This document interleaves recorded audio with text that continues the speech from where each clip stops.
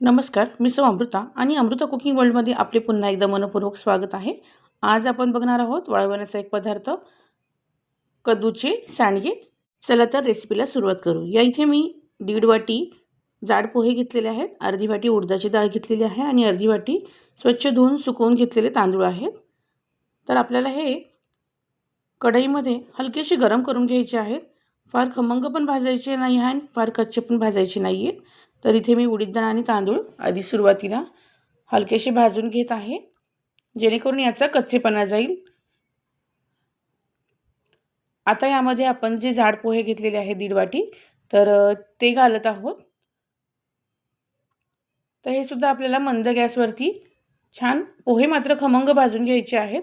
पोहे जितके छान खमंग भाजले जातील तितके आपले सांडगेही हलके आणि कुरकुरीत होतील.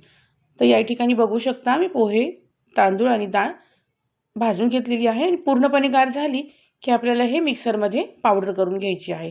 पावडर करत असताना अगदी खूप पावडर बनवायची नाही आहे. तर यामध्ये वाटत असताना मी 1 चमचा जिरे घातलेले आहेत आणि हे आपण रवाळ अगदी दळून घेतलेला आहे. फार पावडर अशी बनवायची नाही आहे, रवा रवा आपल्याला हे बनवायचं आहे.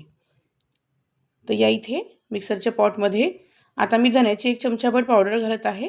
धन्याच्या पावडरनी काय होतं की आपले जे सांडगे आहेत ते खमंग लागतात. त्याचबरोबर 1 ते 1.5 चमचा मी इथे तीळ घालत आहे. तिळामुळे सुद्धा जेव्हा आपण हे सांडगे तळू तर त्यावेळेस तिळाचा खमंग स्वाद पण खूप सुरेख लागतो. 1/4 टीस्पून आपण इथे हिंग घातलेला आहे आणि गरजेप्रमाणे आपण इथे मीठही घालून घेणार आहोत. मीठ घातल्यानंतर यामध्ये अगदी अर्धा चमचा हळद घालायची आहे. सोबतच यामध्ये आपल्याला आवडत असेल तर मिरची आणि लसणाची पेस्ट पण आपण वापरू शकतो. पण मी इथे वापरलेले नाही आहे.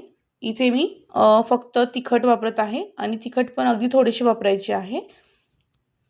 तर या इथे जो कद्दू आहे याला दुधी भोपळा असं म्हणतात.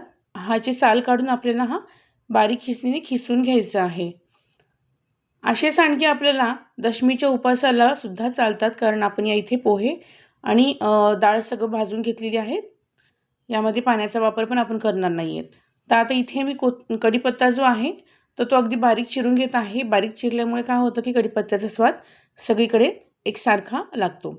तर इथे आपण जे पीठ बारीक करून घेतलेलं आहे तर ते एकसारखे मिक्स करून घेऊयात. यामध्ये खिसलेला कद्दू यामध्ये आपल्याला टाकायचं आहे आणि कद्दूच्या पाण्यातच आपल्याला हे भिजवायचं आहे. कुठल्याही प्रकारचा पाण्याचा वापर यामध्ये करायचा नाही आहे. तर बघू शकता आपण हे कद्दूच्या पाण्यामध्येच पूर्णपणे भिजलं जात आहे. आवडत असेल तुम्हाला हलकीशी आंबट चव यायला आवडत असेल तर तुम्ही याच्यामध्ये टोमॅटोची प्युरीसुद्धा वापरू शकता. टोमॅटोची प्युरी वापरणं ऑप्शनल आहे. कोथिंबीर घालू शकता यामध्ये. पण नुसते अशी सांडगीसुद्धा खिचडीबरोबर खूप सुरेख लागतात. ज्यावेळेस आपण खिचडी करतो तर सांडगी मिरची किंवा असे सांडगे जे आहेत तर ते आपल्याला तळून खाता येतात. तर बघू शकता पूर्ण कद्दूच्या पाण्यामध्ये हे पीठ पूर्णपणे भिजलेले आहे आणि हे पीठ मी साधारण 5 ते 10 मिनिट झाकून ठेवणार आहे, जेणेकरून उडदाची डाळ, तांदूळ आणि पोहे जे आहेत तर ते छान भिजतील आणि फुलतील.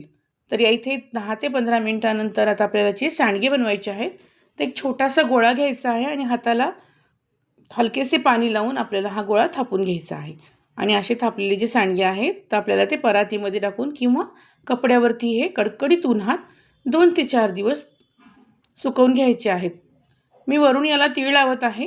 तीळ लावणं ऑप्शनल आहे, पण दिसायला ते खूप सुरेख दिसतात म्हणून मी इथे तीळ लावून घेत आहे. तर अशा पद्धतीने सर्व सांडगे मी इथे थापून घेतलेले आहेत आणि हे कडकडीत 3 ते 4 दिवस आपण उन्हामध्ये सुकवून घेऊयात.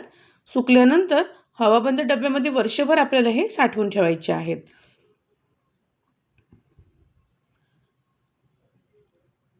असे सांडगे नक्की करून पहा कसे झाले. अमृता कुकिंग वर्ल्डला सांगायला विसरू नका. अजूनही चॅनलला सबस्क्राईब केले नसेल तर सबस्क्राईब करा, लाईक करा, शेअर करा, कमेंट करायला अजिबात विसरू नका. भेटूयात पुढच्या रेसिपीसोबत. तोपर्यंत बाय बाय.